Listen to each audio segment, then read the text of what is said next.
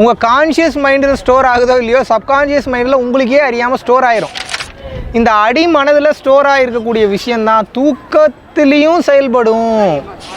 உங்களோட அனுமதி இல்லாமையே சில பல ஆக்டிவிட்டீஸை உங்களை பண்ண வைக்கிறதுக்கு உண்டான ஆற்றல் இந்த சப்கான்ஷியஸ் மைண்டுக்கு உண்டு. உங்கள் கான்ஷியஸ் மைண்டு செயல்படாதப்போ கூட சப்கான்ஷியஸ் என்பது செயல்பட்டு கொண்டிருக்கும்.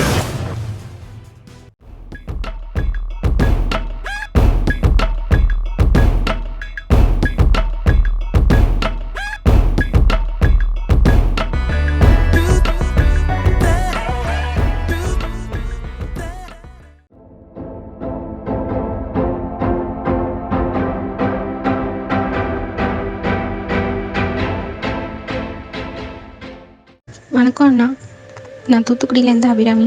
இன்றைக்கி உங்களோட பிளெஸ்ஸிங்ஸாலையும் காஞ்சி விஸ்வநாத சுவாமிகள் உங்களோட பிளெஸ்ஸிங்ஸாலையும் என்னால் எங்களால் 20 பேருக்கு அன்னதானம் பண்ண முடிஞ்சது. ஆனால் எங்களால் முடிஞ்ச அளவுக்கு வெளியில் எங்கேயும் போகணும் அப்படின்னா யாராவது கேட்டாங்க அப்படின்னா கண்டிப்பாக நான் அவங்களுக்கு ஹெல்ப் பண்ணுவோம், சாப்பாடுலாம் வாங்கி கொடுப்போம். உங்களோட வீடியோவுக்கு நான் ஒரு கமெண்ட் பண்ணேன். அந்த கமெண்ட்க்கு குருவின் பரிபூர்ண அருளாசிகள் அப்படின்னு நீங்கள் ரிப்ளை பண்ணியிருந்தீங்க. ஸோ அந்த ஒரு பிளெஸ்ஸிங்ஸ்க்கு அப்புறம் என்னால் இந்த ஃப்ரைடே 20 பேருக்கு என்னால் அன்னதானம் பண்ண முடிஞ்சது.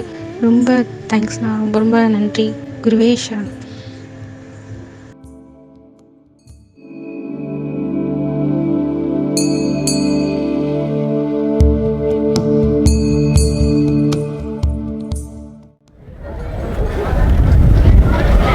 குருவே சரணம். அனைவருக்கும் வணக்கம். நல்லா தெரிஞ்சுக்கங்க, ஒரு குறிப்பிட்ட இடத்துக்கு குறிப்பிட்ட பழக்க வழக்கங்கள் இதுக்கு முன்னாடி நீங்கள் பழகி வச்சுருந்தீங்கன்னா உங்களோட கான்ஷியஸ்னஸ் இல்லாமையே உங்களுடைய கவனம் இல்லாமையே அந்த இடத்துக்கு போகும்போது அந்த இடத்துல நீங்கள் எப்படி பழகியிருந்தீங்களோ அந்த பழக்க வழக்கம் அப்படியே உங்களுக்கு வரும். இதை நீங்கள் கவனிக்கலன்னு வைங்களேன், ஏகப்பட்ட பிரச்சனைகளுக்கு உள்ளாக்கும். இது ஒரு சின்ன எக்ஸாம்பிளோட சொன்னால் உங்களுக்கு புரியும். இப்போ நீங்கள் வீட்டில் இருக்கீங்க, இப்போ வீட்டுக்குள்ளே இருக்கும்போது எப்போ பார்த்தாலும் வீட்டில் டென்ஷனாக கடுப்பாக இதே மாதிரி சுற்றிட்டு இருப்பீங்க. ஆனால் வீட்டை விட்டு வெளியில் போனோடனே வேறு ஆம்பியன்ஸு வேறு அட்மாஸ்பியரை பார்க்கும்போது கொஞ்சம் ஃப்ரீ ஆகிடுறீங்க. மற்ற இடங்களுக்கு தகுந்த மாதிரி அட்ஜஸ்ட் பண்ணி போய்க்கிறீங்க. வெளியில் எவனாவது உங்களை திட்டினா கூட அதை பற்றி நீங்கள் கவனிக்கிறது இல்லை. ஆனால் இதுவே நீங்கள் வீட்டுக்கு வரும்போது அந்த இடத்துக்குள்ளே நுழைஞ்சோன்னே அந்த பேய் ஏறிக்கிற மாதிரி தான் இது. அந்த எப்படி சொல்கிறதுனா, அது என்ன காரணம்னு நல்லா புரிஞ்சுக்கோங்க. உங்களுடைய என்ன பதிவுகள் அப்படின்றது உங்களோட டேட்டாவில் பிடரிக்கனில் ஸ்டோர் ஆகிக்கிட்டே வரும். ஸ்டோர் ஆகிட்டே வரும்போது என்ன ஆகும்னா, அது எந்த இடம், எப்படிப்பட்ட இடம், யாரெல்லாம் அங்கே இருந்தாங்க, என்ன மாதிரியான ஸ்மெல்லெல்லாம் அங்கேருந்து வந்தது, எப்படிப்பட்ட பழக்க வழக்கங்கள்லாம் அங்கே நம்ம பழகியிருக்கோம், யாரை பார்த்தோம், என்ன பேசணுன்றது உங்கள் கான்ஷியஸ் மைண்டில் ஸ்டோர் ஆகுதோ இல்லையோ சப்கான்ஷியஸ் மைண்டில் உங்களுக்கே அறியாமல் ஸ்டோர் ஆயிரும். அப்போ சப்கான்ஷியஸ் மைண்டுன்றது என்ன, அடிமனம் அப்படின்னு சொல்கிறாங்க. இந்த அடிமனதில் ஸ்டோர் ஆகிருக்கக்கூடிய விஷயந்தான் தூக்கத்திலையும் செயல்படும். அப்படின்றப்போ உங்களோட அனுமதி இல்லாமையே சில பல ஆக்டிவிட்டீஸை உங்களை பண்ண வைக்கிறதுக்கு உண்டான ஆற்றல் இந்த சப்கான்ஷியஸ் மைண்டுக்கு உண்டு. இதை ஒரு எக்ஸாம்பிளுக்கு சொல்லணும்னா, இப்போ நீங்கள் கார் ஓட்டிகிட்டு போயிட்டே இருக்கீங்க ஒரு இடத்துக்கு, டக்குன்னு உங்களோட கான்ஷியஸ்னஸே இல்லாமல் ரைட்டு திரும்புறதுக்கு லெஃப்ட்டு திரும்பிடுவீங்க. ஏன்? ஆனால் ரைட்டு தான் நீங்கள் போகணும், உங்களே அறியாமல் லெஃப்ட்டு திரும்பி ஒரு ரூட்டில் போயிட்டுருப்பீங்க. என்ன காரணம்? நீங்கள் அடிக்கடி அந்த ரூட்டுக்கு போய் பழக்கப்பட்டு இருக்கிறதுனால உங்களுடைய கவனமே இல்லை என்றாலும் பரவாயில்ல, உங்களோட சப்கான்ஷியஸ் விழிப்பு நிலையில் இருக்கிறனால உங்களை லெஃப்ட்டு திரும்பி வழக்கமாக போகிற ரூட்டில் கொண்டு போயிடும். அதுக்கப்புறம் தான் நீங்கள் கான்ஷியஸ்க்கு வரீங்க, ஐயோ தப்பான ரூட்டில் வந்துட்டோமே. அப்போ இதில் நீங்கள் என்ன தெரிஞ்சுக்கணும், உங்கள் கான்ஷியஸ் மைண்டு செயல்படாதப்போ கூட சப்கான்ஷியஸ் என்பது செயல்பட்டு கொண்டிருக்கும்.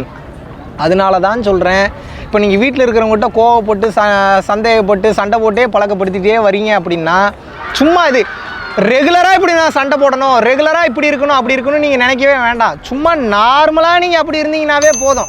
போக போக போக போக உங்கள் கேரக்டர் ஒஸ்ட்டாகி அவங்கள இன்னும் வெறுக்கிற அளவுக்கு போய் இன்னும் மோசமான நிலைமைக்கு நீங்கள் போகிறதுக்கு நிறைய வாய்ப்புகள் உண்டு. அப்போ இதில் நீங்கள் தெரிஞ்சுக்க வேண்டியது என்ன, ஒரே இடத்துக்கு திரும்ப திரும்ப போகும்போது அந்த அட்மாஸ்பியருக்கு தகுந்த மாதிரி உங்களோட மனநிலை, எண்ணம், செயல்கள், சிந்தனை எல்லாமே மாறும். இந்த நேரத்தில் மிகுந்த விழிப்புணர்வோடு இருக்கணும். இல்லைன்னா என்ன ஆகும், உங்களே அறியாமல் ஏதோ ஒரு விஷயத்தில் போய் லாக் ஆவீங்க, இல்லை அந்த இடத்துல வேறு ஏதாவது ஒரு பிரச்சனையில் சிக்குவீங்க. அப்படி இல்லையா உங்களோட கேரக்டரை மாற்றிக்காமல் போகிறதுக்கு நிறைய வாய்ப்புகள் இருக்குது. எப்போ உங்கள் கேரக்டரை மாற்றுறதுக்கு நீங்கள் தயார் நிலையில் இல்லையோ, நல்ல நோக்கத்தை நோக்கி நான் சொல்கிறது, தென் இந்த சூழ்நிலைகள் உங்களை மாறுறதுக்கு விடவே விடாது, மிகப்பெரிய பிரச்சனைகளை கொண்டு வந்து விடும். ஆகையினால உங்கள்கிட்ட ரெக்வஸ்ட் பண்ணுறது ஒன்றே ஒன்று தான், எந்த இடத்துக்கு போனாலும் சரி மிகுந்த விழிப்புணர்வோடு இருங்க. அப்படி இல்லைன்னா அந்த இடத்துக்கு தகுந்த மாதிரி ஆட்டோமேட்டிக்காக உங்களோட மைண்டு மாறிடும். இதில் இருக்கக்கூடிய ஆழமான சூட்சமம் என்பது இதுதான். விழிப்புணர்வோடு இல்லைன்னா அந்த இடத்துல இதுக்கு இவ்வளோ நாள் நீங்கள் எப்படி செயல்பட்டீங்களோ அதே மாதிரி தான் செயல்படுவீங்க. நன்றி, வணக்கம்.